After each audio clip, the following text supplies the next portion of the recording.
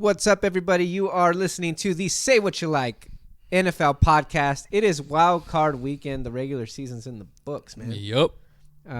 Your team's still playing. Yes. Talked about that. Not playing this week. Nope.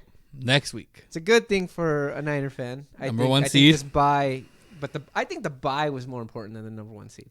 Yes. Yeah, for this team, just the injuries. Get a week to get D Ford and Tart back, and who knows, maybe even Quan Alexander. Yeah, and so I think we're gonna, talk a little bit about who they might be facing in that divisional round. More than likely, I think the winner of the last game on Sunday, Seattle versus Philadelphia. But we'll look at that too. But let's start on the Saturday games, man. The Saturday games are the AFC games. So we have the 5 seed Buffalo at the 4 seed Houston.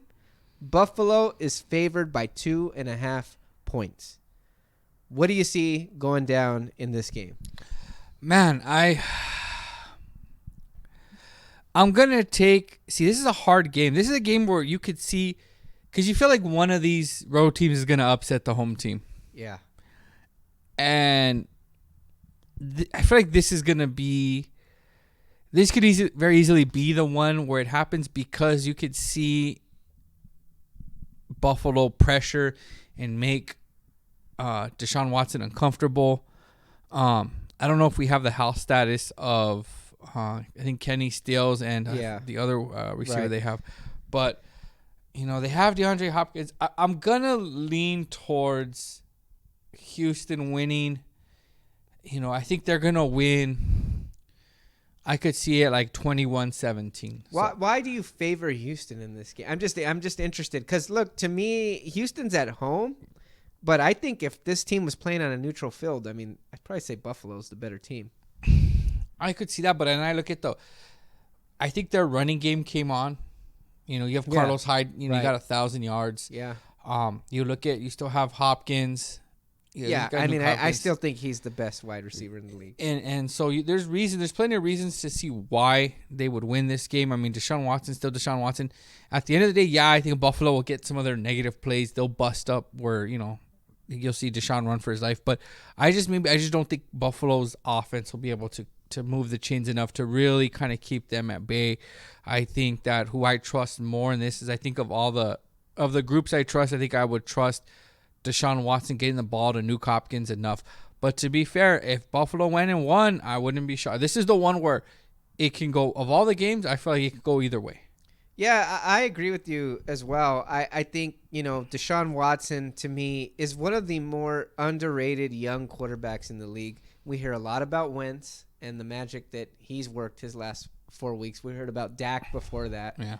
But we don't always hear about Watson. Maybe it's because he's in the AFC. I really don't know. But I think Watson, man, he makes big plays. I think he's dangerous because he can make plays through the air or on the ground. And like you said, the weapons around him really, and being at home, I think Houston plays a lot better at home. Yeah. That's the thing. So I give them the edge here. Like I said, if it was a neutral field, I'd pick Buffalo. Yeah. But I'm going to give the slight edge to Houston. I'm going to pick Houston in this game as well. But I think this is going to be a close game. Definitely under a 4-point score.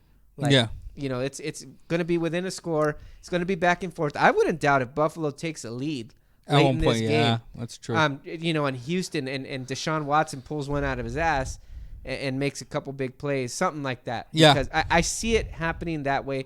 And like I said, just because Houston's at home, that in the end, that's kind of what's tilting for me the favor of why I'm picking Houston. I think so too. I agree with you. I think it's a close game, and I just favor Deshaun. If they were in Buffalo, I'd probably go with the Bills. Definitely, I would as well. And then you have the second game on Saturday. We have number 6, the Tennessee Titans at the 3rd seed New England Patriots. New England is favored by 5 points. Yeah, it's the first time in a decade they haven't had a bye. Isn't that crazy? That's nuts. They've always had the 1 or 2 seeds forever, feels like. And it's like New England is on fire. Like this is a dumpster fire season for New England. 12-4. 12-4, the 3 seed playing on wild card weekend. It's like they're failing. They stink. They suck. You see, New England fans are spoiled. Right. Isn't that crazy? That is. And, I'm sorry. I look at it like they're going to take it out on the Tennessee Titans. I think they cover. You think so? Yes. I do. And they cover. Yes. Ooh. I don't know, man. I do, because Bill Belichick isn't going to... I just look at it like their defense is good enough. Now, I know what happened to them against the Dolphins. Yeah. Fitzmagic is crazy, though. I mean, we've seen him do some amazing things, and he delivered the death strike to the Empire. I mean, he blew up the Death Star. He's Luke in this story. You know, there's more Death Stars, but he blew up this one. Well, you remember Return of the Jedi when they built the second one? Yeah. That's Tannehill. When Lando went in there and blew up the Death Star. That's what I think's going to happen. Really? Yeah. I think Tennessee's going to beat New England at home. Oh, I need to hear this. Yeah. I think, look, here's the thing. What travels? Defense and a running game. Yep. Isn't that what Tennessee has? Yes. Who has it? That's it. When you look at the running game, look, I always told you, down the stretch, Henry's a beast. Yeah. Henry messed around and ended up, leading the league in rushing. And he always comes on like right after Thanksgiving, and for like right after that, 5-6 he weeks, becomes he's a the beast. best running back in the league for those weeks. Every year, mark it, book it, put it down. And I think he's going to continue that momentum into the playoffs. I think Tannehill has been a very good quarterback. He's there talks about him being comeback player of the year. He's averaged, I think, 70% completions with I think 8 point something yards per completion. I mean, he's done it amazing. He's making plays. Yes, down the field. I mean, he's not afraid. He's playing with confidence. And when you play with confidence, man, I think there's no stopping a team like this, the underdog that nobody thinks they can do it. Nobody's expecting them to do it. New England has been there every year. I think there's a little complacency in New England. I do. I do. I think they're going to sell out to stop Henry, and I think they will wear him out a little bit. I'm always reminded of the Ryan Clark conversation with Mike Tomlin when the Cleveland Browns drafted Trent Richardson, and Ryan Clark was like, man, it's going to be tough. You see this guy? He goes, yeah, I see him. Guess what? We get to hit him. Right. And I think that's the conversation that Belichick's going to have with his defense, with his linebackers, with his tackles, with his safeties. We're going to hit him and hit him. We're going to make Ryan Tannehill beat us. Now, that's a tall task considering they have, A.J. Brown, who, I mean, is running for Rookie of the Year, had one of the best rookie seasons that, you can ask for. As far as yards, I mean, it's him and Kyler Murray and Jacobs as far as Rookie of the Year. But I just think New England's going to force Ryan Tannehill to beat them, and I don't think Ryan Tannehill has the ability to beat New England at home. So I think they're going to win, and I think it is going to be 17 to 10. Really? It's not going to be a high-scoring game. That's it right there. Yeah, I would agree. I wouldn't expect this one to be anywhere in the high 20s or anything. Far from that. First one to 20 might win it. Yeah. I think that's fair to say. But again, I think Tennessee will pull out a close one. I think this is the end for New England. Then we have the Sunday games. We have the 6th seed Minnesota traveling to New Orleans, the 3rd seed. New Orleans is favored by 7.5. This is the biggest spread of the weekend. And to me, I think this is the easiest game to pick. Oh, yeah. I'm going NO. Oh, all the way. All the way, I think right? they win by 10. I'll even tell you the scenario. They're up by 7, 6 minutes left. They drive down the field with about 3 minutes left. They kick they kick a field goal, so they're up 10. Kirk Cousins tries to drive the Vikings down the field, and he ends up throwing a pick. Tell me that's not... Yeah, I mean, it's very likely. That's possible. I mean, if this Minnesota Vikings team can pull up the upset, I think that's going to be the thing to be talking about next week, because I just don't see this happening. I have all the respect in the world for New Orleans, not even on offense, but on defense. And on offense, they're great, man, with Michael Thomas. Kamara's had kind of a down year, but, I mean, he's still Alvin Kamara. He's to be respected. And Drew Brees. But that defense is something else. They're going to be in their dome. I just don't look at Kirk Cousins as being able to handle that. You know what's sad is that Mike Zimmer pointed out how much nobody believes they can win. The NFL releases a "Are you ready for the playoffs?" video. They're the only team not in that video. Really? Yeah, it's it shows the Niners. Team that. Yeah, I'd be showing them that. There's the Saints. You're not even on this the video. Chiefs. No. Did we make the playoffs? Did we? I don't know. Are we playing? Are we playing? Yeah. I don't know, dude. So, yeah, I mean, I got New Orleans winning 27-17. Maybe 30-20, something along those rounds. Yeah.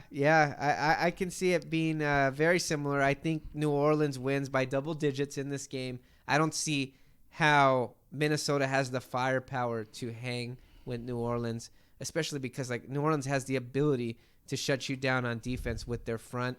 The guys on the back end, they're up and down, but when they're up, man, they're making big plays, turnovers, interceptions, forced fumbles. Give me NO, like I said, double-digit win here. That's the way I see this one. And then the last game may be the most interesting game of the weekend. Oh, I got my eye on that game. Yeah, I think that's the game that, like, if I can't miss one of these games, I think it's Seattle-Philadelphia. Yeah. So Seattle is the 5th seed. After suffering the loss to your San Francisco 49ers, yes, they have to play on the road at Wild Card Weekend. To think you were that close to having to do that. That's why they made a goal line stand. All my love and props to Greenlaw. Yeah. Philadelphia is at home, but Seattle is a 1.5 point favorite. What do you see going down in this one, man? This is a hard one to call. It really is because Seattle's banged up, Philly's banged up.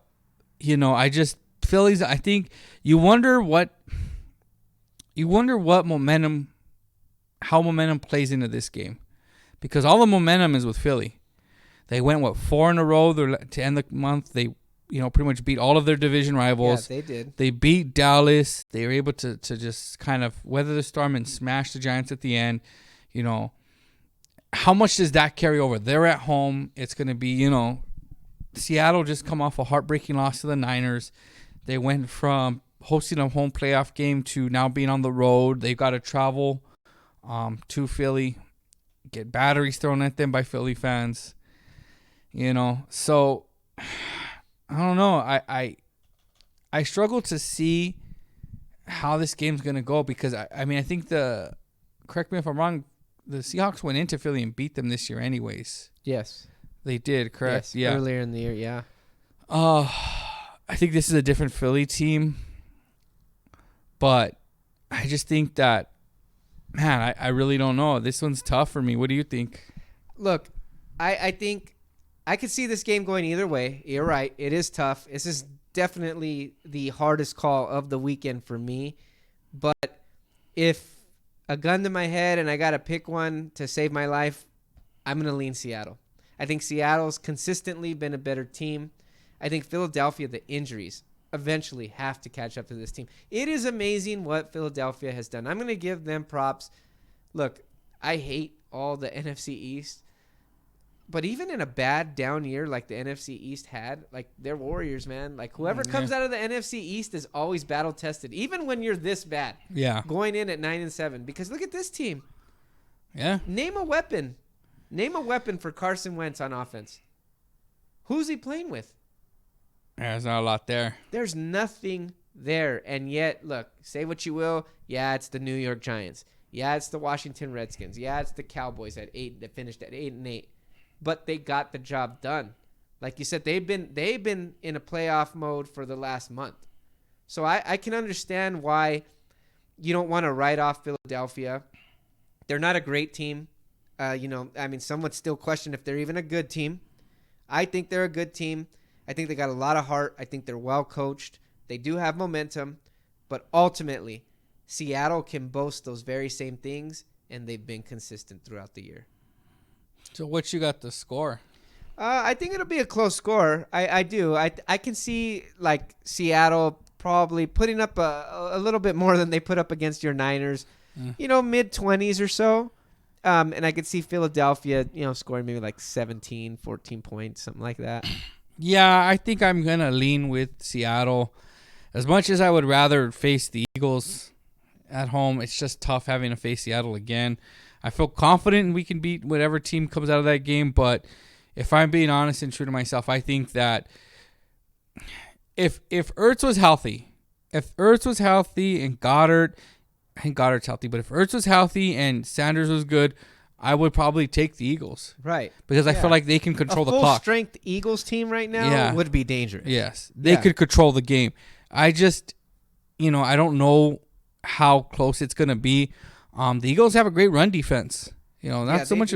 So getting pressure, forcing, like kind of copying with the Niners and all the night. The Eagles don't have Bosa, Armstead, Buckner to kind of do what the Niners did, but they have their playmakers on there. So I do think that we're gonna see a very low scoring game.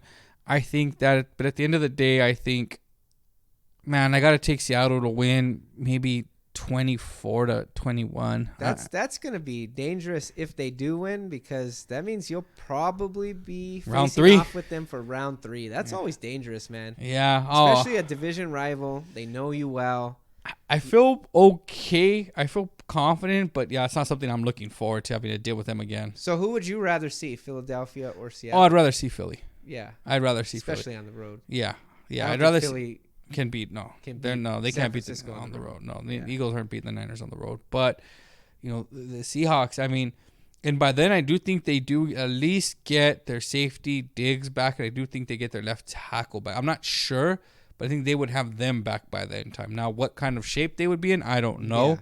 I know they don't have the running backs back. You'd have Marshawn Lynch getting a little bit more carries, maybe a little bit better, but I think that the Niners would be able to handle either one of those teams. It's just you don't want to have to deal with Russell Wilson. I'd rather deal with Carson Wentz. Right? Yes. Yeah, for sure. Definitely. So just going back, running down this again, the Buffalo-Houston game, you took Houston in the end. I'm going with Houston as well. So we're the same there. You're taking New England in the second game on Saturday. I'm going Tennessee, man. I'm going to stick with Tennessee. That's my upset pick for Wild Card Weekend. I wasn't impressed with New England throughout the season at all, even from the beginning. When they played my Cowboys, I thought that the rain beat them more than that team did. And then you look at Minnesota. I think we're both saying they don't have a chance. I think that's my lock. If I had to call a lock, I think NO over Minnesota. Oh, yeah, it's a lock, yeah. Yeah, and then I think the one that I go back and forth on, but ultimately I'm going to go Seattle. You're going Seattle as well. So yeah. Really, the big pick that we see differently is Tennessee at New England. Yeah. You know what, though, man? I feel confident with that upset, man. I really do. I really, really do. Like I said, that running game is something else. Tannehill's been playing out of his mind. Don't let the name on the jersey fool you, man. Like, just because it says Tannehill, he's been getting the job done, man. But it still says Tannehill. I know.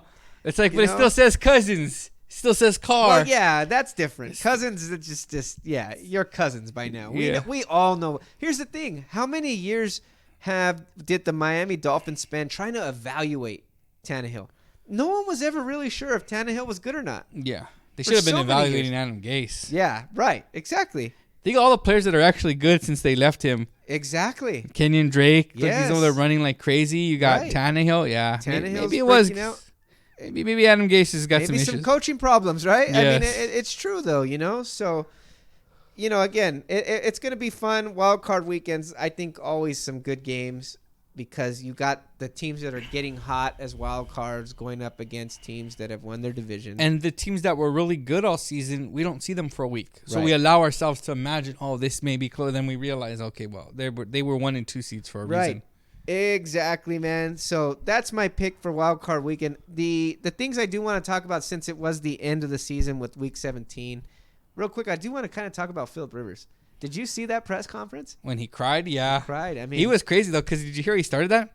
Let's say it's a 3rd and 8, and I throw an interception. Yeah. Because it's what I do. Yeah. I don't care. I'm still trying to win. Yes. Yeah. I think he was crying because deep down inside he knows he's going to be a Las Vegas Raider. You think so? Yeah. Las Vegas Raider. That's Come on, you don't think Gruden? Favorite? You don't think Gruden? It's 1 or 2. He sees him as an upgrade over Carr right now. Yes, it's either going to be there are going to be 1 or 2 quarterbacks are going to be with the Raiders. It's either going to be Phillip Rivers or Andy Dalton. Andy Dalton, because I think Andy Dalton is a little more mobile, and I think that appeals to Gruden. I don't think Gruden's ever needed a giant arm. He just wants a guy to complete passes. So I could see Andy Dalton being a Raider. And I could see Phillip Rivers going to the Colts. But I had a question for you about Phillip Rivers. Yeah. Well, about a team that maybe would be interested. If you were the Chicago Bears, who would you rather have, Phillip Rivers or Andy Dalton?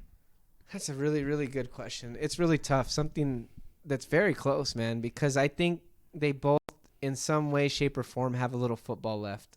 I think Phillip Rivers is a lot closer to the end. But then again, the upside with Phillip Rivers is also a lot higher. So I think it's more of a boom or bust with Phillip Rivers. Now, with that being said, I know that Cincinnati's been bad for a long time. But Cincinnati had a few years where Dalton looked good. Yeah, the Red Rifle shined. The Red Rifle shines, right. So, to me, because I know that team wins on defense, and I know Phillip Rivers has the tendency to turn the ball over, give me Andy Dalton if healthy. Yeah. Over Rivers. Ultimately, yes. Yeah. And you may even be able to have him be the starting quarterback for a couple of more years because he's younger. Yeah. So I think that's ultimately the deciding factor. But that's close, man. That's a great question. Yeah. It'd be interesting to see what happens with that. Yeah, more for sure, man. How will you remember Phillip Rivers? I remember Phillip Rivers as being a warrior, as being one of the best quarterbacks of his era, but unfortunately he was in a tough era with Manning, Breeze, And Brady, Roethlisberger. Yeah. Even Eli outshined him with 2 Super Bowl victories. I think I will always remember that time where he had no kneecap and he went into New England and battled his heart out trying to beat them, and he came awfully close. Phillip Rivers is going to be the guy who, I could see why if you had to face him, why you hated him. Right. But at the same time, it was man, he was a great quarterback to watch. And, it sucks that we're going to see these guys that came in that 03 draft. I mean, light's starting to turn out on them. I mean, I think that Roethlisberger may get another year only because he was hurt this year, so we don't know. Right. But I think Eli's close to being done. I think Phillip Rivers maybe. Eli's done. Yeah. They're saying he has no interest in being a backup. Yeah, so I can't see him being a starter. So you look at that class, I think that Eli's the first to go, but I think by this time next year, when we're looking into 2021, Phillip Rivers and Ben Roethlisberger will probably be on their way out as well. Yeah, definitely. It's definitely a changing of the guard in the NFL for quarterbacks. Yes. These young guys are crazy is there's really no ultra clear best young quarterback now for me. I'd say Mahomes. I think Mahomes would probably be the guy I would lean right towards. now.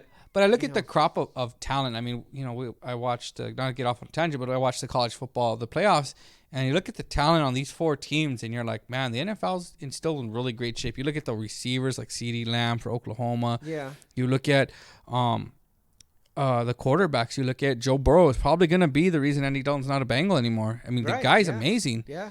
You look at in a year after that in the 2021 draft, you look at Trevor Lawrence and what he could do. That guy's 6'6". Trevor Lawrence comes out, dude. That's everybody's going to be drooling for him. Can run, can throw. I mean, remember what he did at Alabama. I mean, there's a lot of quarterbacks. The one that may take the mantle may not even be in the league yet. We don't know. That's true. Yeah, definitely, without a doubt. It's so up and down, but I think it's something too to say we should appreciate the end of this Brady era. I think it's coming to an end sooner than later now, finally. Yes. But I mean, wow. I mean, him, Manning, Breeze. 20 years. Watched some of the best. Yeah. You saw that top 10 list. These dudes were on it. Yeah. You know what I mean? They're in the same era. Yeah. They went head to head, and they were on it. And I think I would take, you look at Brady. I mean, how can you argue with the success and the longevity of what he's done? And I mean, there's so many games that we forget about his greatness, where he was down by 10 and he got the ball and you knew, wow, there's 5 minutes. I remember a certain Super Bowl victory where he was down by a lot more than 10 in the first half. Yeah. I mean, I remember. Your boy was calling that game, wasn't he? He forgot about that you could run? Nah, suggestions. Yeah. It's all good, dude. He's going to atone for that this year, dude. New England's going to make the Super Bowl and we're going to beat New England in the Super Bowl. And that's going to be the passing of the torch. One dynasty. That's how my mind works. That's how I see that's going to go. The dream's still alive. It is. It still is. It still is. It's a dream, but it's still alive. It's still there, dude. It hasn't ended yet. Haven't had to wake up from that one yet.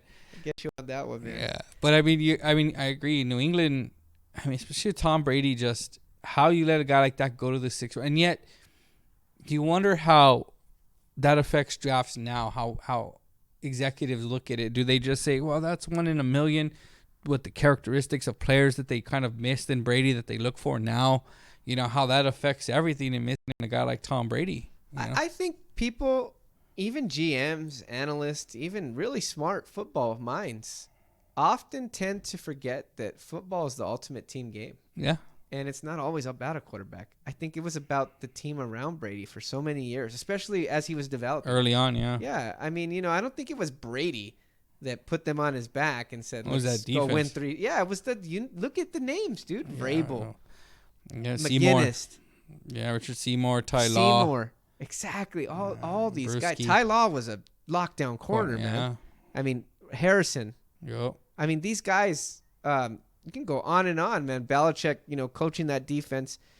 I mean, it was something special. And even Peyton Manning, look at the offensive weapons that he had with Harrison.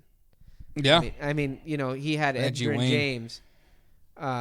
When he was still. Dallas Clark was always a good tight end. Dallas Clark was always a good tight end. Things like that, I mean, we forget Reggie Wayne. I mean, these guys were. And their defense. So Bob Sanders players. When he was healthy and when Dwight Bob Free, Sanders was healthy, man, he was a missile. He was on that Ed Reed, Polamalu level. He just couldn't stay healthy. Could not stay healthy. That was the difference with him. Yeah, and you had like that team, and then you look at like Breeze. Can you imagine giving up on Drew Brees? The Chargers can't. Yeah. Yeah, they'd want that one back. Yeah, I mean, what they could have done with that. I mean, oh, dude, Breeze and Tomlinson in his prime. Yeah, those few couple of years they would have had right there. And he's still going strong. That's dangerous, man. Yeah, look at the fucking Dolphins. Yeah, Dolphins have never recovered from that. No. Oh no. Passing up on him for Dante Culpepper. Dante Culpepper. I mean, it's one thing when Randy Moss is carrying you, but they thought he was going to do that same thing. No. Just didn't work out. So, yeah, man, I mean, anything else with the end of the 2019 season, like big questions? I think just looking towards the coaches and the future of like coaching, like the firings, Cleveland, Freddie Kitchens is out. We expect changes in Dallas. It looks like the Redskins pretty much have Ron Rivera signed, sealed. Yeah, I think that's going to be a great hire for them. And the not just that, but the firing of Bruce Allen. Yeah. Well, that was the cancer there. Yeah. I mean, that was the problem there. It only took, Daniel Snyder 10 years to figure that out. But all right then. Better late than never for some of these guys. I'm not sure if there's any other coaches that have been fired. No. I think, Carolina, they're going to be looking. Yeah, right. So kind of seeing what they look for. I mean, remember last year was all about, oh, my God, you had a cup of coffee with Sean McVay. You're hired. Yeah, right, exactly. Yeah. Yeah. I knew a guy that knew Sean McVay. Yeah. Oh, you took a piss next to him in a freaking stall? Yeah, right. All right, hired. Exactly. Yeah. Yeah, without a doubt, man. So I do think that's going to be different. It looks like, interesting. Where they're going to go coordinators, ex-coaches, college, and this is the big thing. If you're a team that's looking for a head coach, this is your shot. This is your hope. This is your this is the turning of a page. You look at two teams like Cleveland and Dallas, teams with lots of talent. Which way they go? How do they handle it? If you were a coach looking for a head coaching job, what's the job you want? For who's hiring? Of the ones that are open? Yeah, the ones that are open. I guess Dallas. When you think about it, right? Yeah. I mean, it's an attractive job. I think Carolina's underrated if they have the patience. Right. Because I feel like you're going to get more leeway. The owner's not going to be as meddlesome. I feel like that's those meddling owners. Yes. Yeah, I know. He's not going to, I don't have to worry about me suspending a player or finding a player. And he's like, oh, Jerry took care of it. Right.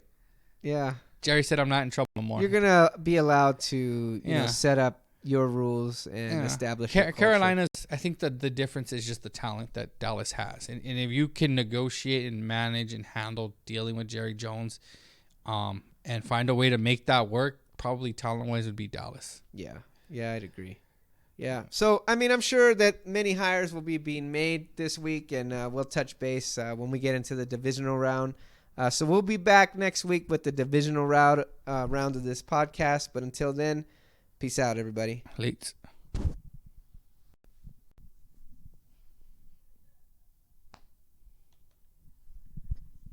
They're not that